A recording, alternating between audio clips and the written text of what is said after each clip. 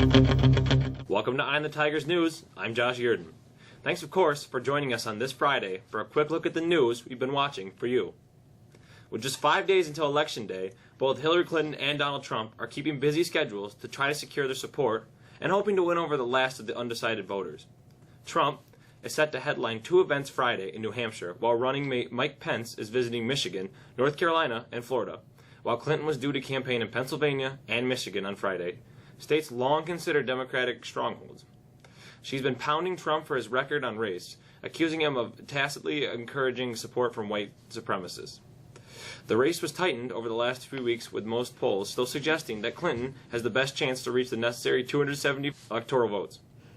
Heavy fighting erupted in the eastern neighborhoods of Mosul on Friday as Iraqi special forces launched an assault deeper into the urban areas of the city and swung round to attack Islamic State militants from a second entry point to the northeast. Columns of armored vehicles wound through open deserts to open the new front, pushing through dirt berms, drawing heavy fire and calling in airstrikes to enter the middle-class neighborhoods.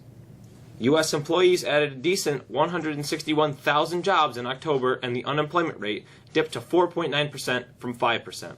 It was the final major report on a lukewarm. The Labor Department said Friday that average hourly pay took a big step higher last month, rising 10 cents an hour to an average $25.92.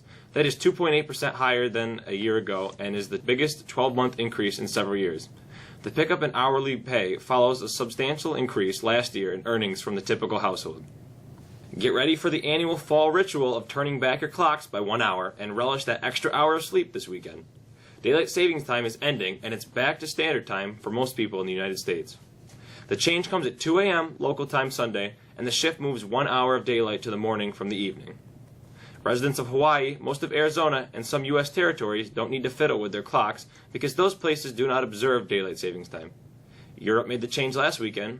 Daylight savings time turns at 2 a.m.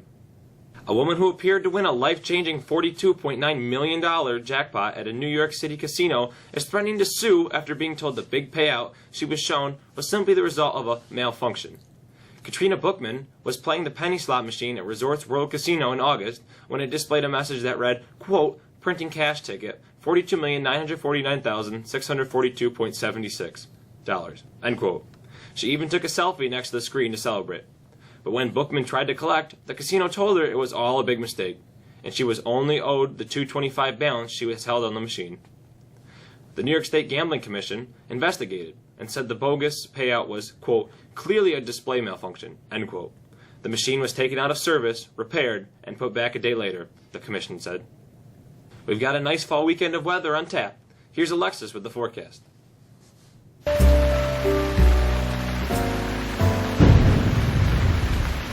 Weekend shaping up. After a cool Friday morning, skies have begun to clear out a little and sun has peeked through, moving our temperatures into the mid-40s. We don't fall too much overnight as we get set to enjoy a little southerly flow of air. That warmer air will leave us with some sun and high clouds for Saturday and temperatures in the mid-50s. More in the way of clouds for Sunday, but dry with temperatures flirting with 50. Sunday night we really cool off and skies clear and we lost the warmth of the day to radiational cooling. Temps Sunday night dropped to around freezing. A longer range look shows a great fall day for Monday. Sunshine expected to dominate with temps in the mid to upper 50s. That's the forecast. Have a great weekend. I'm Alexis.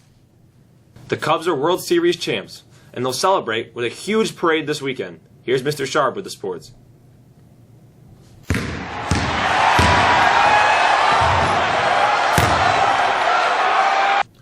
Cubs fans, and let's face it, baseball fans, are still buzzing over an epic Game 7 on Wednesday night that saw the lovable losers from Chicago come all the way back from a 3-1 series deficit and win the last 2 games on the road. Game 7 saw the Cubs take a 5-1 lead, lose that lead in the 8th inning, and then go ahead to take a 2-run lead in the 10th inning, and then hold on again for dear life, and an 8-7 clinching win.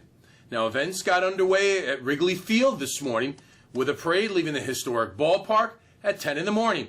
Now, the parade winds its way through downtown an hour later and then ends at Grant Park for a rally expected to start at noon. Millions of fans are expected to attend the festivities. A victory party is new territory for the long-suffering fans of Chicago. the Cubs haven't won a World Series in 108 years. Fresh off a bye week, the Syracuse Orange football team heads down to South Carolina to take on third-ranked Clemson. At 4-4, the Orange are huge underdogs to Clemson.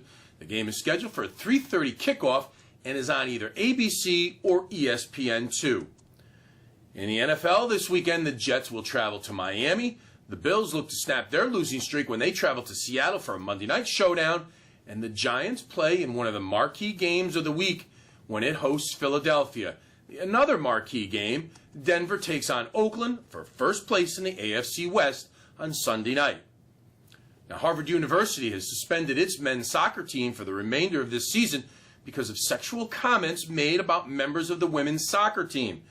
University President Drew Faust said in a statement Thursday night that an investigation into the 2012 team found that their appalling actions were not isolated to 1 year or the actions of a few, but appeared to be more widespread across the team and continued through this current season's team. A 2012 document uncovered last month by the Harvard Crimson student newspaper rated the attractiveness of recruits on the women's team and included lewd comments about them.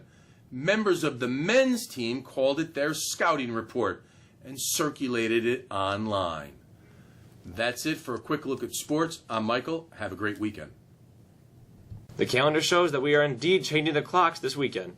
We fall back so we can enjoy a little brighter start to our days. Of course, that also means we're in the dark by 5 o'clock. Looking ahead, students have next Thursday off due to staff development and Friday off in observance of Veterans Day. Of course, next Monday being the winter sports season, each of the school's 7 varsity and JV sports hold their first practices. Student athletes are reminded to have a valid sports physical in order to participate. And of course, the big event on the calendar is the opening of Mexico Drama's fall play, Break a Leg. Curtains open tonight at 7 o'clock and Saturday at 7 o'clock. Alexis Richer and I will be live streaming Friday night's performance. Just to go to the district's website, find the story on the gallery, and click the story for a direct link. The play will also be available archived. That's it for us this week. For the staff on Eye of the Tigers News, I want to wish everyone a great weekend. Look for us again on Monday. I'm Josh Urden.